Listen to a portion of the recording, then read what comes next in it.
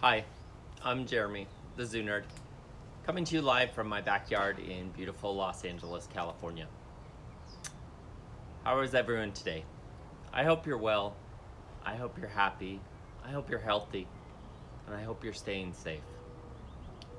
Before we get started today, I just want to talk briefly about what's going on in our country and around the world. I just want to be clear where I stand on things.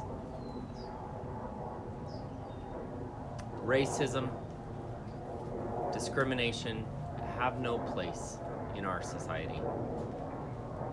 We've come so far as a species that it's really disheartening and sad that this is where we are in society today. Here in Los Angeles, things have been a bit difficult and a bit rough the last couple days, as in many other places in the country and sometimes around the world. I just want to offer to you, my viewers, that this is something I try to do to bring a little happiness and bring a little, not necessarily a distraction, but something else to enjoy, to observe, and hopefully to help us all get through this trying time.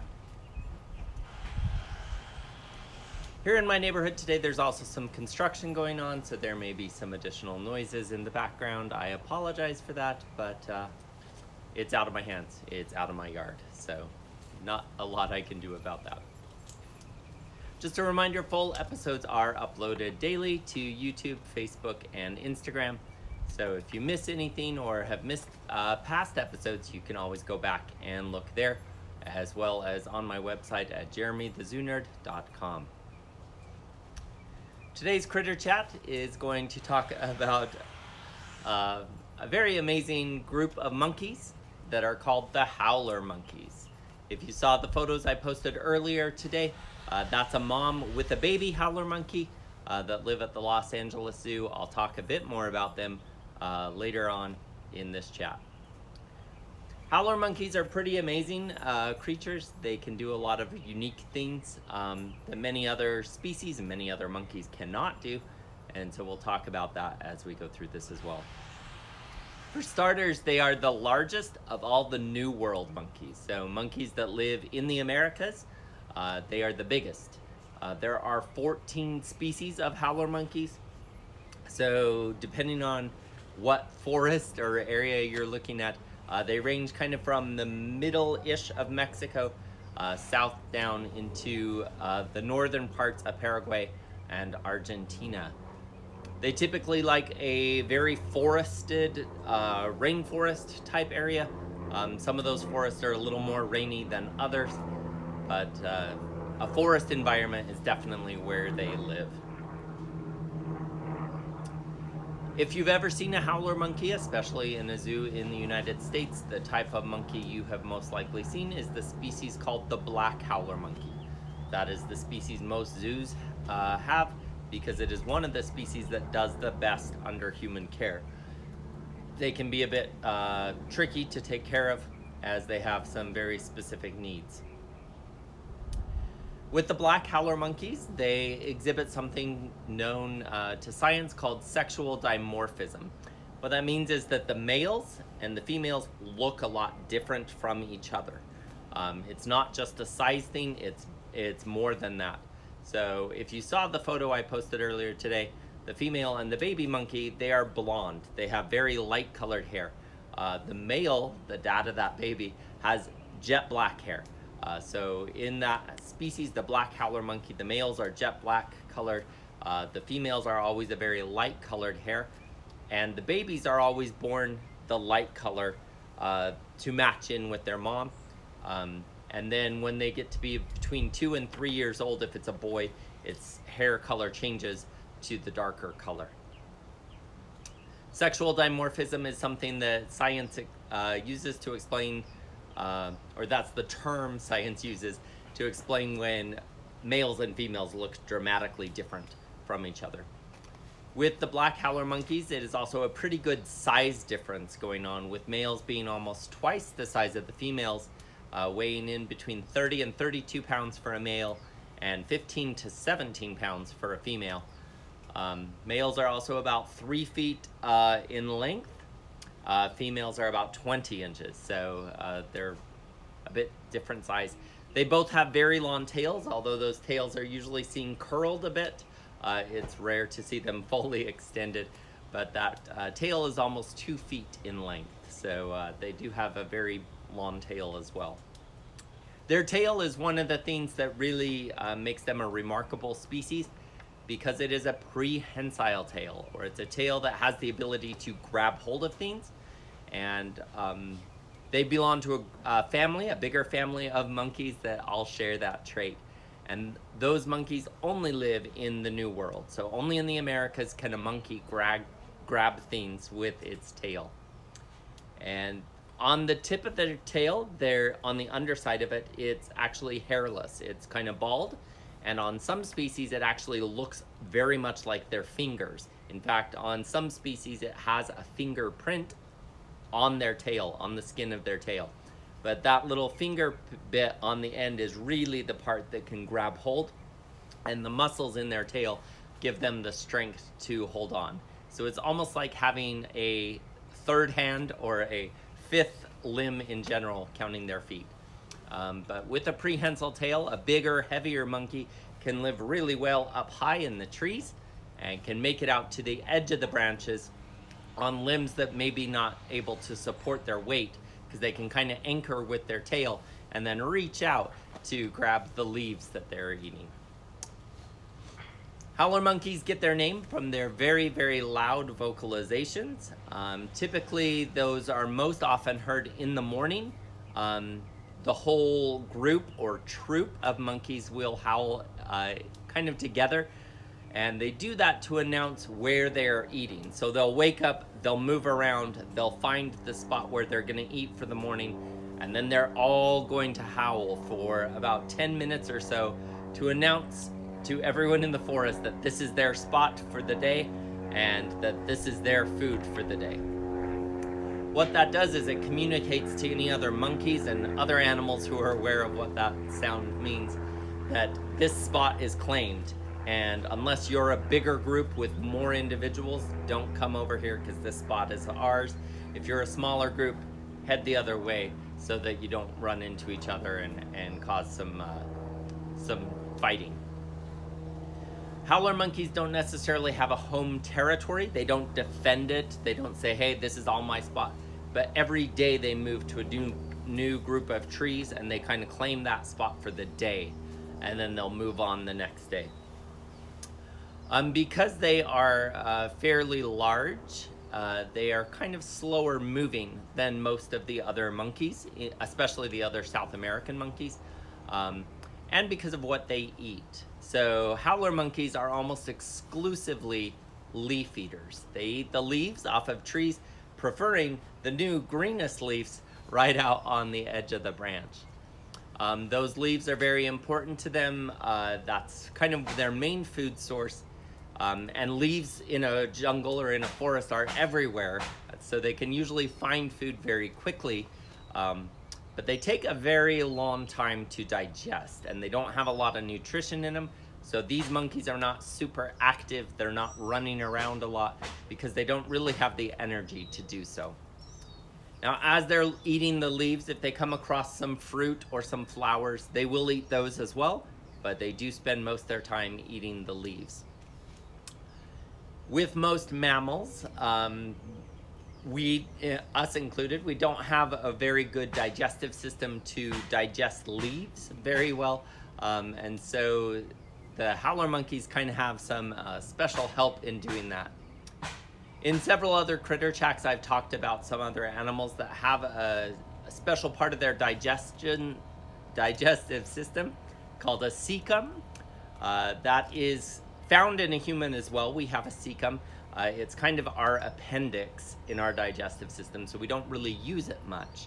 But other primates that have a well-developed cecum, that is an area in their digestive tract that stores that special bacteria and helps them break down the leaves as they digest them. Because this is kind of a long process, They'll wake up in the morning, they move to a new spot of forest, they eat a bunch of leaves, maybe some fruit, maybe some flowers. They may grab some on their way as they're moving to the new spot. They get to the new spot, they claim their territory, and then they sit and rest for a big chunk of the day. Typically, they'll get kind of another snack before the sun goes down, but most their activity and most their movement and most their vocalizations usually happen in the morning. Now, if another group of monkeys comes into their space during the day, they'll vocalize again, they'll howl, and that is a very loud sound. In some conditions, it can be heard for up to multiple miles away. Some scientists have said it's 3 miles, but it has to be kind of the right. They have to be up on a hillside with a valley in between them, and on the other side of that valley, you can sometimes hear it. Some have argued that it's one of the loudest sounds that can be made by animals, but it's usually based on the fact that there's multiple individuals making that sound together that really gives it its loudness. In the troops of howler monkeys, excuse me, they typically have multiple males and multiple females. So a troop is usually between like 7 to up to maybe 20 or so individual monkeys. That will include multiple moms, multiple dads, and multiple babies. The dad does some help taking care of the baby, but it's pretty rare. He does like maybe 5 or 10%. The mom pretty much does most of the work in taking care of the babies. Her gestation or her pregnancy is 180 days, so that's 6 months long. The babies, when they are born, like I said, are the color of their mom. They're able to hold on to her. They'll typically ride on her belly or her chest for the first couple of weeks, and then on her back for a little bit longer after that. And then at about maybe 3 weeks old, they start kind of climbing around on their own. I believe that monkey in the photos I posted earlier was about a month old. I have a video of her and her mom moving around that I'll share later today as well. With howler monkeys, they typically have a new baby every 2 years. So when a baby is born, the baby stays with its mom for about 1.5 years. And then she'll get pregnant again and have another baby in another 6 months or so. When the babies are growing up, about 1.5 years, they kind of leave their mom's side. The males typically leave the troop at that point and go find another group of monkeys to live with. The females sometimes leave, they sometimes stick around. It kind of depends on the group dynamics of who's there and what the food situation is. If they're in a good forest with a big troop, they will probably stay put. Out in the wild, they can typically live 15 to 20 years long, which is a pretty good age for monkeys of that size. In a captive setting, I know some have lived into their 30s, so they can live quite a bit longer. When they don't have to find food every day, it comes to them a little easier, and they have good medical care and no predators. Out in their forest home, they typically spend all their time up in the trees, very, very rarely coming to the ground. Which brought up a really good question. If you've ever wondered, how does an animal who lives in the trees get something to drink? In many of the forests in South America, there are usually, up in the trees, there's smaller plants called bromeliads that grow big fronds and kind of have a pool in the middle. And when it rains, those leaves help draw the water into the middle of that plant. And so they will sometimes drink out of those flowering plants that live on the tree branches up in the forest. They also can get a lot of moisture from those brand new leaves on the trees and the plants that they eat. Those typically have more moisture than some of the older leaves. So they rarely need to come to the ground to get a drink of water. Out in their forest, they do have some predators that they need to watch out for, particularly any of the jungle cats. So that would include jaguars, which typically spend more time on the ground. That's why the monkeys don't want to be down there. But smaller cats, things like ocelots, are very good at climbing trees. And so they would watch out for those and try to avoid those. But they also have another threat, and that's the big eagles that live throughout their range as well, called harpy eagles.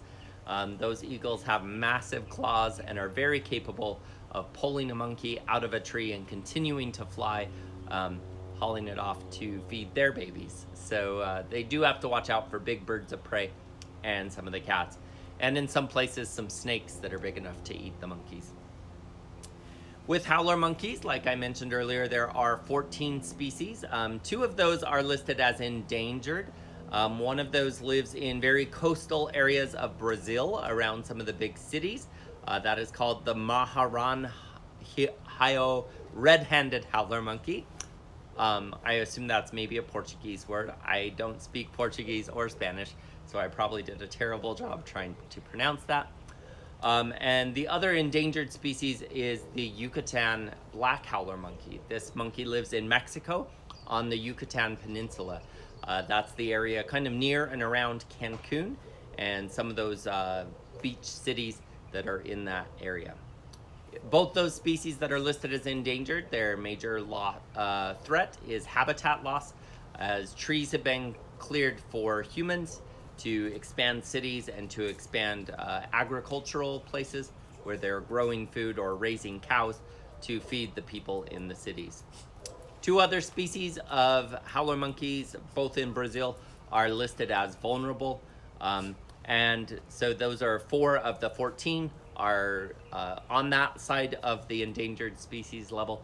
The rest are all happily listed as least concern. So they are not yet near threatened with being endangered, which is some good news about the overall population of howler monkeys. Although some local populations can be considered endangered in places where people are cutting down the forest at very rapid rates. Most species of howler monkeys are decreasing in population, so that is something that moving forward we as a society need to be a little more aware of. That there are animals living out in those forests, and if we continue to cut down the forest, we are going to put those species at greater risk. Like I said, habitat loss is their major threat, with hunting being their second most popular or most common threat. People in some of those areas struggle to find food, and sometimes will hunt to eat the monkeys. Some of those monkeys do end up as a delicacy in high-end restaurants in some of the cities. I would encourage you to never eat a monkey if you visit to those countries, because most monkey species are facing some sort of threat of being endangered. I wouldn't recommend eating a monkey. The biggest way that we can all help out howler monkeys and other forest-dwelling animals, especially animals from the forest of Central and South America, is by helping do things that protect their habitat, who help conserve the forest. The biggest of which is, if you're ever buying wood or paper, look for the little FSC, the Forest Stewardship Council logo, for sustainable growth and production of wood and paper. That's an easy way we can all help out, so that we're making sure that we're not cutting down old growth big trees in important areas where animals need those forests. Instead, they're raising those trees on agricultural land that has been used for agricultural purposes for many years.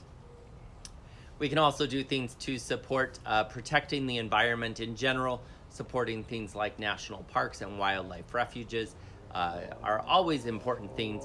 And like I mentioned several times, this is an election year. So as we get closer to elections here in the United States, think about that with any ballot propositions or any politicians that come up, and think about how they treat the environment and the animals who live there, as we consider carefully who to vote for and what to support as a ballot proposition during our election.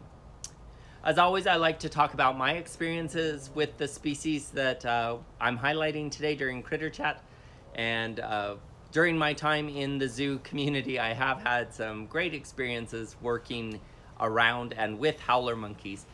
First of which was at the Phoenix Zoo. I worked for my first job there. I was an attendant in a walkthrough exhibit with squirrel monkeys, which are little monkeys from South America, but right next door to that exhibit lived the howler monkeys. So we would often hear them, especially in the morning. They would vocalize very frequently, especially when the keepers were spraying with the hose.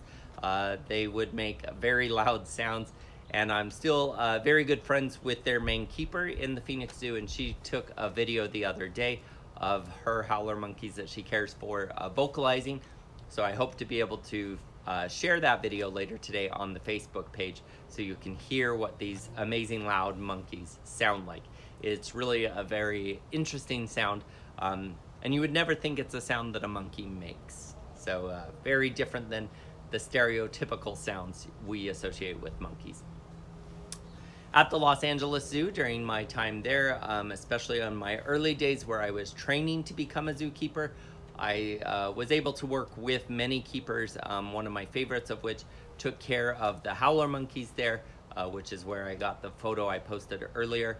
Like I said, I have a video of that little monkey exploring her habitat. That is a few years old, so that was filmed in January of 2015. So that baby has moved on to another zoo by now. She's big enough to be an adult on her own. But super very cute to watch them.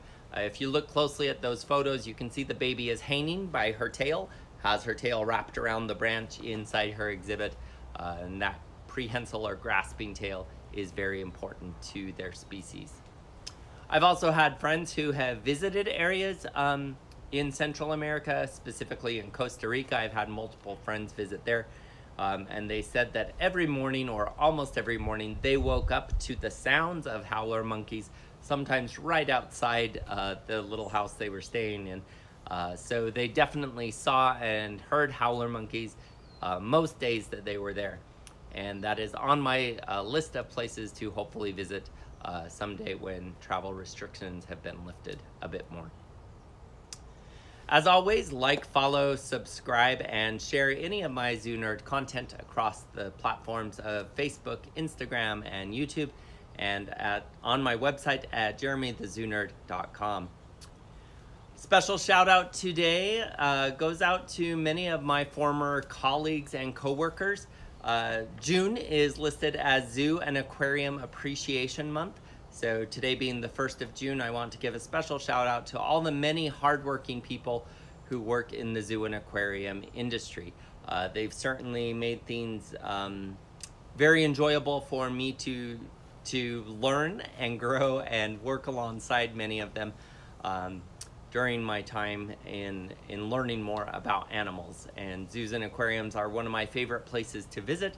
And I would encourage you, if you have a zoo or aquarium near you that is opening back up for business, check and see if that is something that you would feel comfortable doing as we move forward, kind of loosening some of the restrictions around coronavirus. In some areas, including California, those are not yet open and probably won't be for a while. What this means to the zoo and aquarium community is during the last several months during the shutdown, they have had to dip into their special financial reserves, and they have exhausted a lot of their savings in making sure that their animals are well cared for.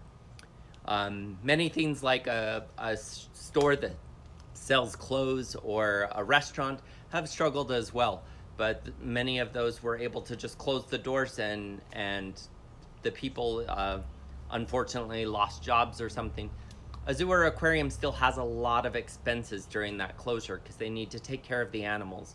The zookeepers and other people who are necessary to maintaining the quality of life for the animals at a zoo or aquarium have still been going to work every day. They are listed as essential workers and are oftentimes forgotten during this time where we have struggled to find balance and happiness in our crazy world that we're living in. But a shout out to the many hardworking zookeepers and zoo and aquarium professionals across this country as well as the world for the hard work that they do. And if you have the means available to throw some money their way, most organizations are desperate and in need of some finances at this time, so they would appreciate donations. You could certainly find that at any zoo or aquarium's website. I hope you are having fun I hope you're staying safe, and I hope you're being healthy and making good choices. Until tomorrow, be safe, be happy. I'll see you tomorrow. Bye.